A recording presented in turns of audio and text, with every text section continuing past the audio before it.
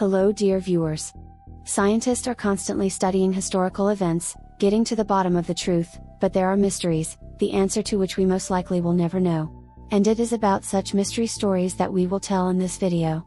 And before we start, do not forget to like this video and subscribe to the channel so as not to miss new releases. First, Beast of Gevaudan. From 1764 to 1767, in the north of the county of Gevaudan in France, something or someone committed about 250 attacks on residents. 123 victims have been brutally killed, 51 crippled, the exact numbers were recorded in parish books. And it is still unknown who was capable of such atrocities. The few survivors described a creature resembling a wolf but about the size of a horse. He allegedly had a long tail with a brush, like a lion, and an elongated muzzle with fangs, reminiscent of the head of a greyhound dog. The beast paid little attention to livestock but attacked people, especially women and children. The first recorded victim of the Gevaudan beast on June 30, 1764, was a 14-year-old girl named Jean Boulet. Over the next 2 months, he killed 11 more people. Neither snares, traps, wolf pits, nor poison bait helped to stop the monster. The monster effortlessly bypassed all the traps, and even large-scale raids organized by the order of King Louis XV did not bring results. With each failure of the hunters, the superstitious peasants only strengthened their suspicions. The Beast of Gevaudan is not just a wolf but a werewolf, invulnerable to conventional weapons. The arrows and dragoons, who organized the hunt for the monster under the command of the Versailles Lieutenant François-Antoine de Baudern, destroyed 1,200 wolves. However, the killings continued. But one day, a certain hunter Jean Chassel, armed with a Bible and silver bullets, went into the forest, tracked down the beast, and shot him. They made a stuffed animal out of the monster and brought it to the king. Only it stank so much that Louis XV ordered it to be thrown away. On this, the murders seemed to end. However, many inconsistencies were immediately found in the history of Jean Chassel. Moreover, the stuffed animal he presented looked suspiciously like his hunting mastiff. Be that as it may, historians still need to learn what the Gevaudan beast was like. Maybe it was a giant wolf or even several wolves. Or perhaps a lion escaped from the royal zoo, which is why eyewitnesses talked about the tassel on the tail. Or it was an endemic cave hyena, the description is similar, except for the size. Finally, there is a more insane theory: the murders could have been committed by a maniac or a group of robbers, setting an aggressive dog on the victims. Second, where is Genghis Khan buried? According to legend, the ruler of the Mongol Empire ordered that he be buried without honors and monuments. So where is the tomb of Genghis Khan, and what is interesting in it, unfortunately, is still unknown to modern science. The chronicle The Secret History of the Mongols records the exact year of the nomad's ruler's death, 1227, translated from the Chinese calendar, but does not say where his final resting place is. Marco Polo wrote in his chronicles that the emperor of the Mongols was buried by 2,000 enslaved people who built a mausoleum for him. And then the soldiers killed them. After that, another group of warriors killed the soldiers guarding the builders. Well, then the third group killed everyone in general and then themselves. So everyone who could know where the Khan lays went after him to a face-to-face meeting with Tungri, the supreme Mongolian deity. Modern historians believe that the Khan was buried somewhere near Mount Bakan Khaldun. This is a sacred place for the Mongols, where the noblest rulers of nomads were traditionally buried. But the tomb's exact location is unknown to archaeologists today. Third, where did the green children of Woolpit come from? In the 12th century in England, in the village of Woolpit, in Suffolk, an inexplicable event occurred. Once, the local peasants found 2 lost children in the field, who later turned out to be brother and sister to each other. They were 12 or so.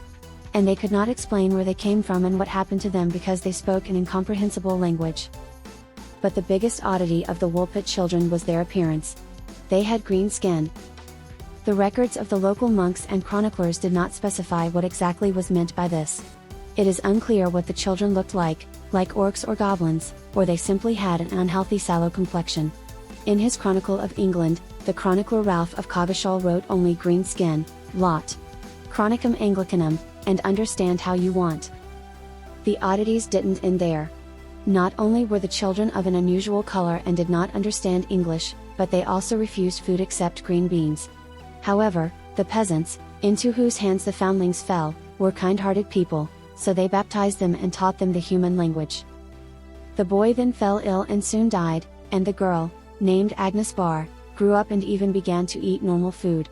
After that, her skin became pink, like ordinary people's. Soon she could communicate with the farmers who sheltered her and said that she and her brother were born and raised in an area called St. Martin's Land. This is an underground country where all the people are green but otherwise quite ordinary. It is always dark there, and only in the evening comes a slightly lighter twilight. When the girl grew up and left her foster parents, she began working as a servant for a certain knight, Sir Richard de Con. It was mentioned that she was violent, promiscuous, and unrestrained but lived a completely ordinary life. To this day, it is unknown what kind of St. Martin's Land is and why the children were green. Fans of alternative history claim that there was contact with aliens or creatures of another world, some kind of underground elves. On the other hand, skeptics argue that there were no children at all, and the chroniclers either retold old tales or drank a lot. Historians put forward other versions. For example, the children might have been fugitive Flemings. The story allegedly took place around 1173, under King Henry II, and many Flanders immigrated to England illegally after an unsuccessful uprising against the monarch. Orphan children got lost in the woods, starved, and hid in the flint mines of Grimes graves. And their skin turned greenish from hypochromic anemia caused by exhaustion. This is not uncommon. Another option, a brother and sister escaped from slavery in copper mines. This explains their stories about the underworld. And prolonged contact with copper causes greening of the skin, but we are unlikely to know what really happened to the Woolpit children. Fourth, whose skull is in the diorama of the Carnegie Museum of Natural History? Museum dioramas are generally creepy things. Nobody in the world likes how all these lifeless things stare at visitors with empty eyes. But some exhibits are even more frightening than others because of what can be stored in their depths. Take a look at the photo above. This is a diorama, Arabian messenger attacked by Barbary lions, made by the French company Maison Varro in the 19th century. It was first shown at the 1867 Paris World's Fair, where it won an award for realism. Later, in 1899, it was bought by the Carnegie Museum of Natural History, no, not the one that wrote motivational books, in Pittsburgh, USA. All museum workers have long noted that the dromedary rider has very realistic teeth.